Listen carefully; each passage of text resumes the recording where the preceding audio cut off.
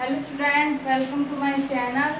तो जैसा कि हम पढ़े थे भारतीय संविधान का भाग 5, फाइनली आज हमारा जो है भाग 5 कंप्लीट हो जाएगा। फाइनली काफ़ी दिन हो गए इसको भी चलते हुए। अब इसके आगे एक पड़ा और है जो जिसमें भी 100 आर्टिकल्स हैं। भाग 6 में भी उसको भी हम धीरे धीरे करके कंप्लीट कर लेंगे। तो आज हम पढ़ेंगे आर्टिकल 149, 150 एंड 151 और कल से जो है हम लोग कंटिन्यू करेंगे भाग 6। ठीक, तो आर्टिकल 149 में दिया गया है नियंत्रण।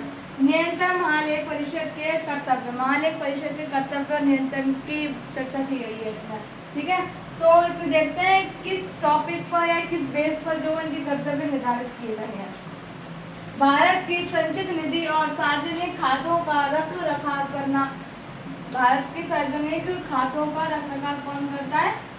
महालेख परिषद द्वारा किया जाता है। भारत के संचित निधि और सार्वजनिक खातों के लेखों की जांच करना, जांच करने का भी कार्य इसी का होता है।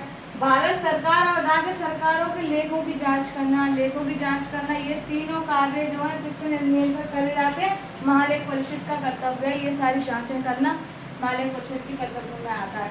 अब आता है आर्टिकल 150। आर्टिकल 150 में दिया है संघ और राज्य के लेखों की शैली। संघ और राज्यों की लेखों की शैली के बारे में बात की गई है। संघ और राज्यों के लेखों की शैली राष्ट्रपति द्वारा निर्धारित की जाएगी जब नियंत्रण महालेख परिषद के परामर्श से की जाएगी। कभी कभी कोई टॉपिक क्या होता है जब महालेख परिषद के हाथ में नहीं रहता है तो वहाँ पर राष्ट्रपति से पूछा जाएगा और राष्ट्रपति भी जो है महालेख परिषद से पूछ के दोनों आपस में कंसर्न करके जो है बात की जाएगी। उसके बाद एक सिद्ध नियंत्रण पर जाकर पहुँचता है।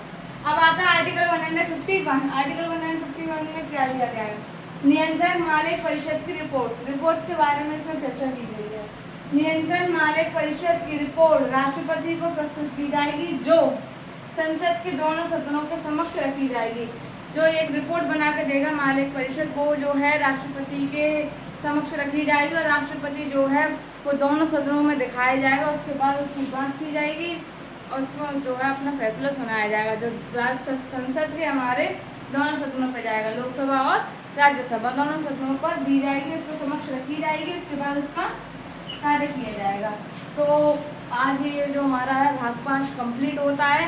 हम अब कल से जो है भाग 6 को हम शुरू करेंगे। अब ठीक है, अगर आपको उनको समझ में ना आया हो तो मुझे बताइएगा। अब हमारे कल कंटिन्यू करेंगे।